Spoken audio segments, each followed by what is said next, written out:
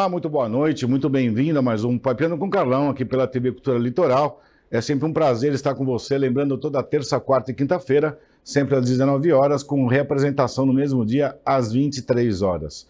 Lembro ainda que nós estamos pela TV aberta, canal 48.1, pela Vivo, canal 518, e pela Claro Net, canal 522.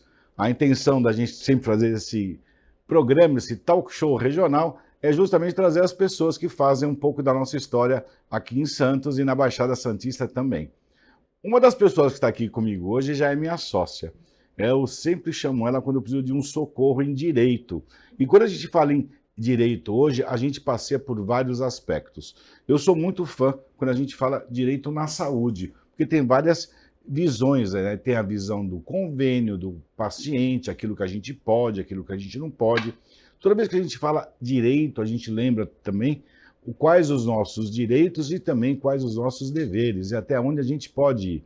De novo, a ciência direito cresceu muito nos últimos anos, onde aquela imagem que o advogado só resolvia problema, hoje em dia a imagem já é totalmente diferente. Advogado pode agregar muito na vida da gente, tanto no sentido comercial ou não, mesmo que você atue na saúde ou não. Mas hoje o papo, sim, é direito na saúde. Então, para a gente, minha primeira convidada, que no caso são as duas juntas, é minha querida doutora Renata Leme. A doutora, ela é advogada, ela é secretária da Comissão de Direito Médico e Saúde da OAB, ela se formou em 92, doutora pela USP, e ela tem diversos artigos, diversos livros, já veio aqui já umas duas vezes, no outro programa ela vai também. Doutora Renata Leme é meu amorzão eterno, com certeza. E ela hoje trouxe uma convidada, para você ter ideia como a Renata já virou sócia, já está trazendo convidada. E quem ela trouxe é a doutora Emília Antonelli. Doutora Emília é uma jovem advogada, mestre em Direito de Saúde pela Unisanta, e ela atua especialista em saúde suplementar. E as duas queridonas se juntaram, compilaram um artigo muito legal e fizeram um livro. E esse livro está aqui do meu lado. Temas em Direito Médico e da Saúde, compilado e juntado, revisado pelas duas autoras, doutora Renata Leme e doutora Emília Antonelli. Muito obrigado por ter vindo mais uma vez, doutora Renata. Você mora no meu coração e não paga aluguel nunca. Eu adoro você. Doutora Emília, seja muito bem-vinda, uma jovem advogada tão envolvida num tema assim. Doutora, para a gente começar a bater um papinho, os seus assuntos são altamente pertinentes, né? Eu estava aqui vendo o livro, a gente já falou de alguns assuntos que tem aqui no livro, mas um assunto que me deu assim, um interesse para a gente começar a falar é justamente a parte da medicina estética, que a gente viu que cresceu bastante nos últimos anos. Médico faz estética, faz a parte estética, enfermeiro faz, fisioterapeuta faz, biomédico faz, dentista faz, e a gente percebe que tem que ter uma fiscalização e uma legislação. Você pode me começar a falar um pouquinho sobre medicina estética que tem aqui no livro?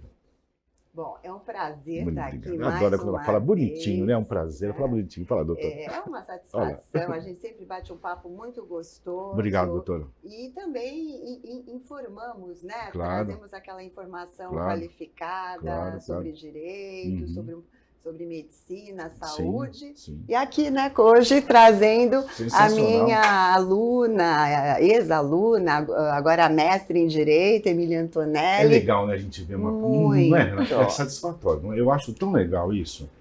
Olha, eu sou uma pessoa que eu adoro os meus alunos e eu gosto de tê-los comigo. É lógico, faz sentido. Eles se tornam meus amigos. Isso, é isso aí. E os meus parceiros. Lógico. Eu quero tê-los para a vida inteira. Né? Eu acho que a gente só é importante, né? E a gente só agrega quando a gente soma. Eu também acho. Eu também acho. acredito fielmente nisso, é uma filosofia de vida que eu tenho. Então a Emília está comigo nesse projeto aí e que se transformou nesse lindo livro. Maravilhoso, eu já estava vendo, os temas são altamente pertinentes. De novo, o direito na saúde cresceu bastante. Eu já falo isso com você há quase 5 anos, que é o que você fala disso. Falando com o doutor Fernando Acauí, meu querido amigão, estudou junto comigo, a gente estava falando exatamente a importância que hoje em dia todas as áreas têm, mas a saúde estava muito pouco balizada em relação ao direito. Eu acho que todo livro que você traz, eu tenho todos que você já me deu, tem uma coleção já tem uma coleção Renata Leme já, né? Tipo Harry Potter, mais ou menos, vai ter um box, logo vai ter um box, porque ela faz uns temas muito legais, vida carcerária, eu já li aquele livro lá, eu achei muito legal a visão que você põe, de novo, direitos, deveres que tem a ver. Vamos voltar aqui na medicina estética, você tem muito assunto. Vamos voltar aqui. Então, esses capítulos que tratam sobre as questões estéticas, primeiro um capítulo que vai falar justamente do médico que atua na área da estética. E o que o livro frisa? A importância, né, do termo de consentimento livre e esclarecido, que tem que ser firmado entre o médico e o paciente. Porque a medicina estética, ela tem um ponto, um aspecto. É uma medicina de resultado. O paciente, ele busca um resultado. Nem sempre, né, doutora? Mas nem sempre aquele resultado que ele quer, o médico pode oferecer. Verdade. Por isso que é importante você ter esse termo muito bem construído para ficar ali tudo claro. O que o médico vai poder, né, entregar para o paciente, a expectativa dele, também para se definir se eventualmente ocorreu ou não algum tipo de erro médico. Esse documento ele é muito importante porque ele vai justamente significar aí um divisor de águas entre aquilo que é legal, entre aquilo que o médico se comprometeu e entre aquilo que eventualmente repercutiu como um erro. Né? Que pode eventualmente acontecer. Então, nem sempre uma frustração do paciente é indenizável. Entendi. Nem sempre. Nem sempre. Pode ser que seja, Certo, ou não. Certo. Mas para que ambas as partes estejam muito, né, seguras, Sim. esse documento ele é fundamental. Ele precisa ser muito bem construído. Por isso que Muitas precisa vezes não é feito, né, doutora? Muitas vezes não. Porque ou você vai passando mal feito. Isso. E o pior de não ser feito é ser mal feito. Exatamente. Aí eu acho que você tem que corrigir muita coisa. A gente já volta nesse teu assunto, que eu quero perguntar para você aspectos de não médicos. Mas vendo aqui um tema que a doutora Emília abordou, que eu achei muito legal, é sobre prescrição e administração de medicamento. A gente sabe que tem uma regra, doutora, para a pessoa, qual é aquele remédio que pode usar ou não. A gente viu aí a batalha que está tendo no Mounjaro, enfim, a gente sabe que isso, em matéria de remédio, medicamento, antibiótico-terapia, a gente sabe que aqui no Brasil existe uma legislação. E você fez aqui um tema muito legal, aspectos jurídicos da prescrição e administração de medicamentos. Você pode me falar um pouquinho desse tema que você fez? Claro, boa noite a todos. Primeiro eu quero agradecer o convite da professora Renata, uma grande amiga. Muito bonitinho chamar você de professora, não é? Continua, doutora. Do doutor Carlão, muito obrigada. É uma honra estar aqui. Bom, esse tema surgiu justamente depois do nosso estágio, né? A gente teve essa ideia no estágio que eu fiz com ela, minha grande orientadora, né? Na vida também. E decidimos fazer esse livro, esse compilado sobre temas que têm sido bem alta. E um dos temas foi a prescrição médica, justamente pela judicialização que está tendo, tanto do SUS como da saúde suplementar.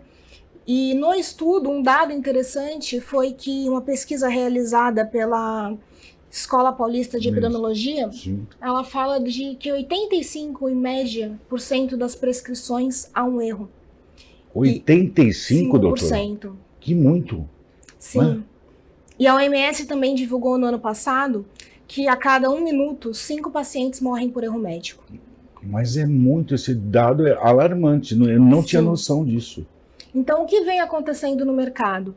vem sendo implementado políticas públicas de segurança mais rigorosas. Sim. Estão usando a tecnologia a seu favor, então tem diminuído prescrições feitas à mão, porque isso tinha bastante erro. Você fala erro de grafia mesmo, Erro de doutora? grafia, de entender o que o médico está passando, quais são as miligramagens e tudo mais. Entendi. Então estão sendo cada vez mais feitas. Confundir heparina com heparema, essas coisas assim de gênero, né? Não é verdade? Sim. É só uma letrinha que muda, faz sentido isso.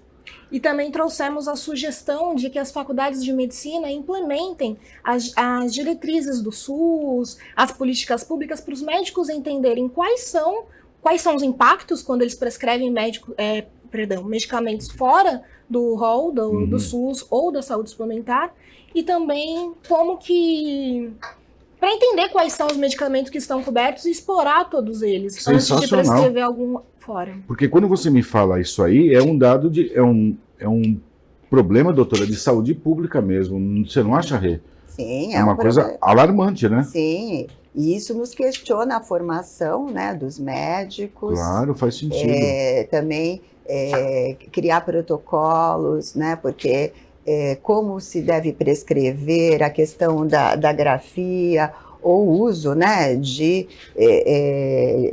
uma prescrição digitada que, né, enfim, é muito mais legível, né, do que uma letra de próprio punho do médico. Então, são esses protocolos e critérios que precisam ser aperfeiçoados para se reduzir, né, essas taxas alarmantes, e de possíveis né, erros. De erros. Faz sentido. A gente percebe até na minha área, que é exame de laboratório, e às vezes o médico pede uma ureia escrito de forma rápida, não sei se é ureia, se é urina.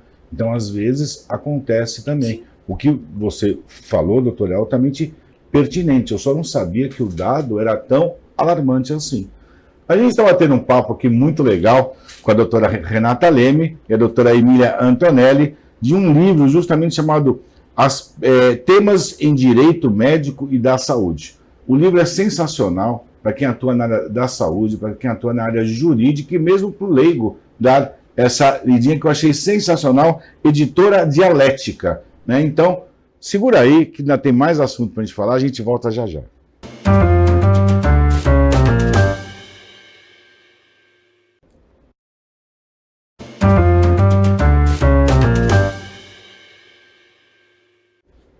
Olá, estamos de volta aqui com um papo agradabilíssimo, como eu sempre falo, com a doutora Renata Leme e a doutora Emília Antonelli. A gente está falando justamente da parte de direito na saúde, com temas interessantíssimos. Elas lançaram um livro, Aspectos...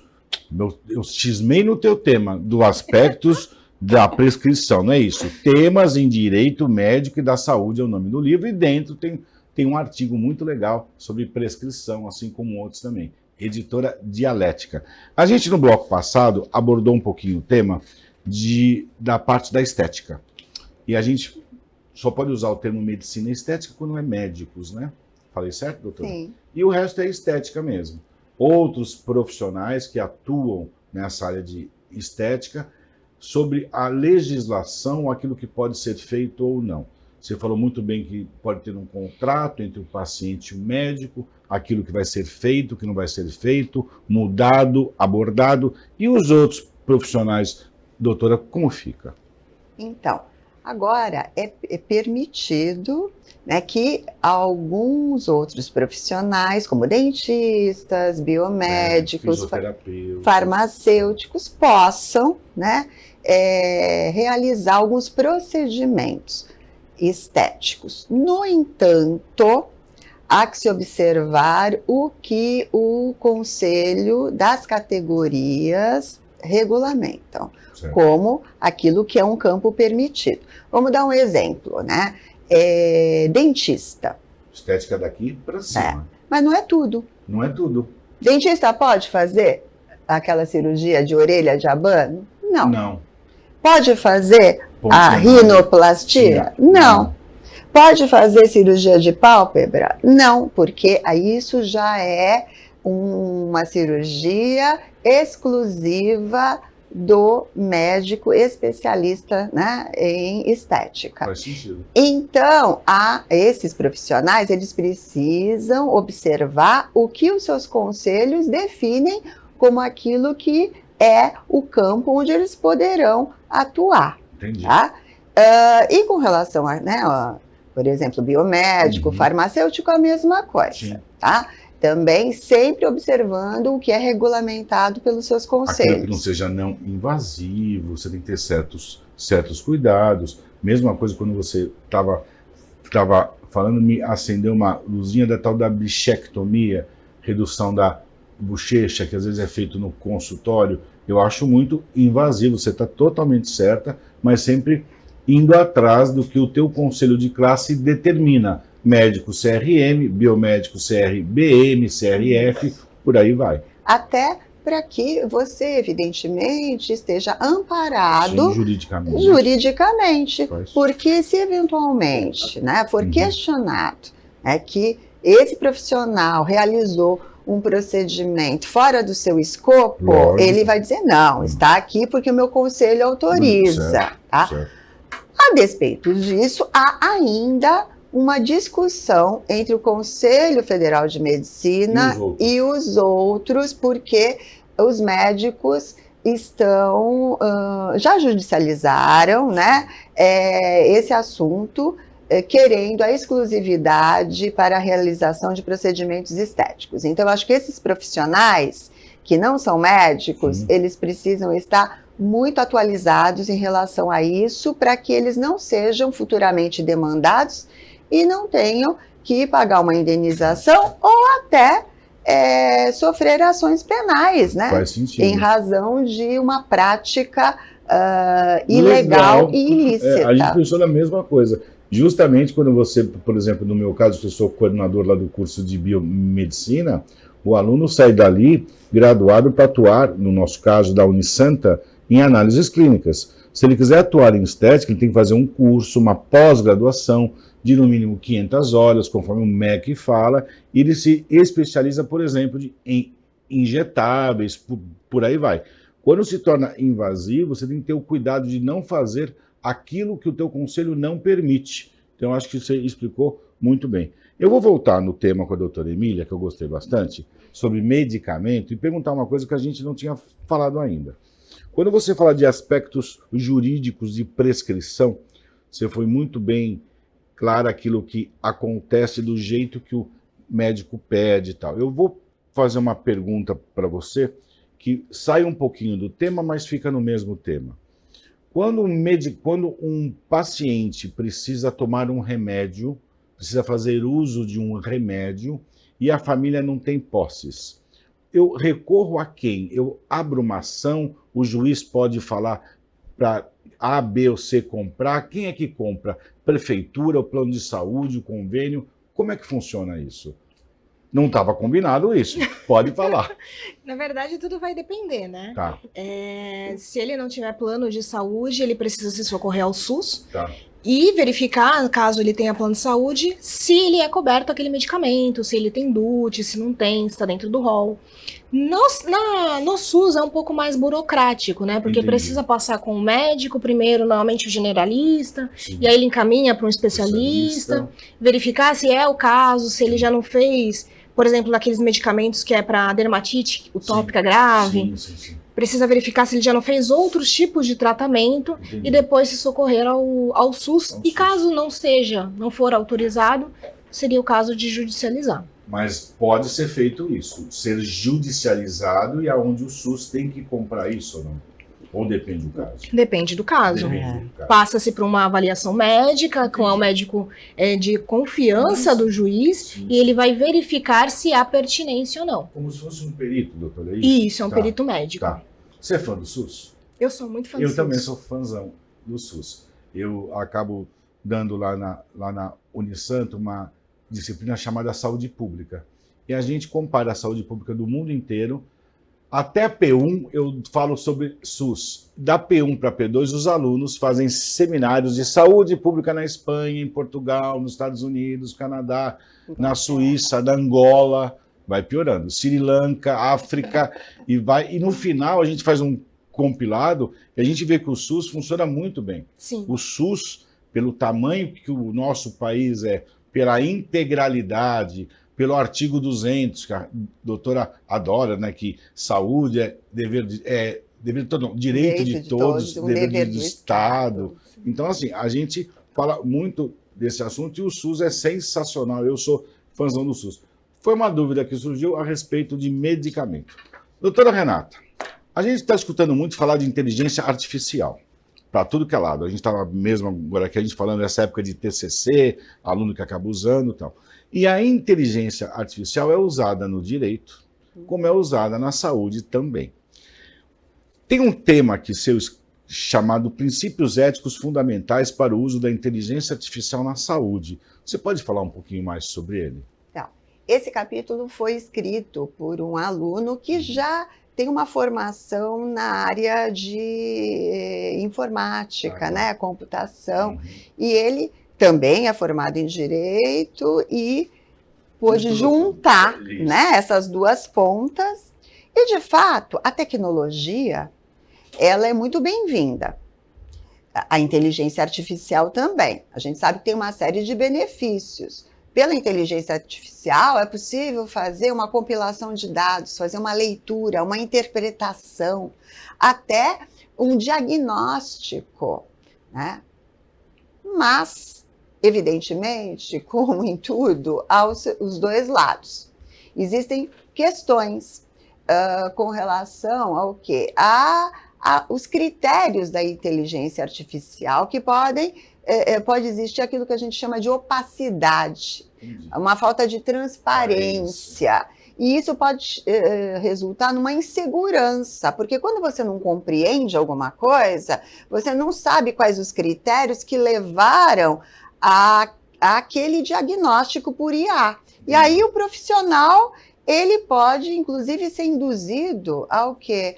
A um erro médico, né? Em razão daquele processo um pouco nebuloso. Entendi. Você foi muito feliz na opacidade, deu para entender muito bem exatamente isso. Não é tão claro assim. Não é. Por isso que o grande desafio agora, e que o Brasil está se debruçando nisso, é iniciar uma regulamentação desejável no âmbito da inteligência artificial. Entendi. Desejável em qual sentido? No sentido de que você não vai impedir o desenvolvimento, né, da inteligência artificial, não vai criar obstáculos, mas também você vai se preocupar com essa questão dos critérios, da transparência e da ética.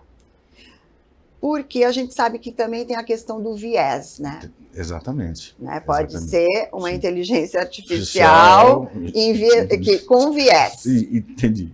Né? Então, isso tudo vai ser trabalhado pela regulamentação. A regulamentação é um grande desafio, tem um projeto de lei tramitando, sim. Né, no Congresso, e esse é, digamos assim, o ponto assim, crucial para que a gente possa fazer uso com segurança, né, da inteligência artificial. Você falou tudo. Eu acho que a gente tem que saber usar aquilo que tem.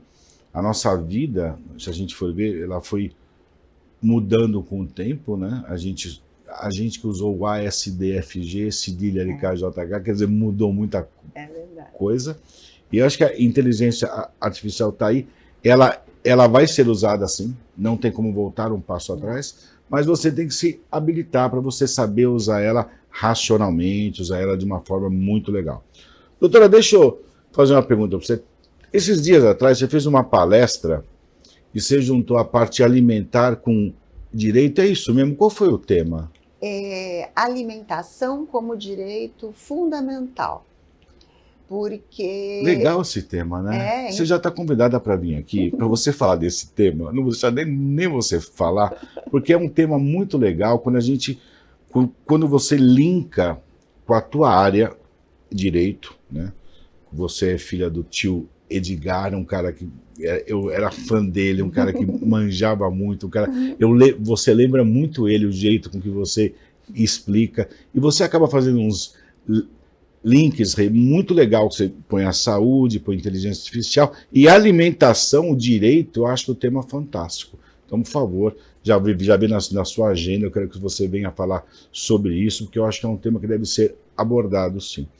Doutora Emília, um prazer conhecer você, uma jovem advogada inspiradora, onde você mostrou para onde você ia e você conseguiu chegar aí. Quando a gente põe o direito para trabalhar para os outros e tratar de saúde, que é o nosso melhor bem, tem que ser louvado, sim. Parabéns aí pelo mestrado em Direito na nossa querida Unisanta. Parabéns por ter a doutora do lado. Competência vocês têm de sobra. Agradeço as duas pelo papo. A casa é sua, mas você vai vir voltar a falar desse tema que eu fiquei curioso e o pessoal de casa também, né? Um beijo na tia, um beijo no Glauco. O filhão tá bem? Tudo certo? Muito bem, graças a Deus. Doutora, um grande beijo. Obrigado por ter vindo, viu? Não é legal a gente receber assim esse assunto, falar de direito, que a gente acha que advogado só vem para resolver pepino. Na verdade, não. Ele vem para esclarecer muita coisa e para ajudar a normatizar muita coisa. E hoje a gente falou sobre saúde e a doutora Renata em breve estará de volta falando sobre alimento e essa parte de direito também. Para você que me assiste, um grande beijo. Aproveitando, vou mandar um beijo para a Glorinha, que me encontrou, e para a enfermeira Bruna também. E se você quiser entrar em contato com a nossa produção, sugerindo tema, convidados, ligue para a minha querida Luíse, ou mande um WhatsApp para ela, 13 95 550 1000 ao contrário. Parece CNPJ, 13 95 550 1000 ao contrário. Manda o WhatsApp para a nossa produção. Um grande beijo, até a próxima, boa noite, tchau, tchau.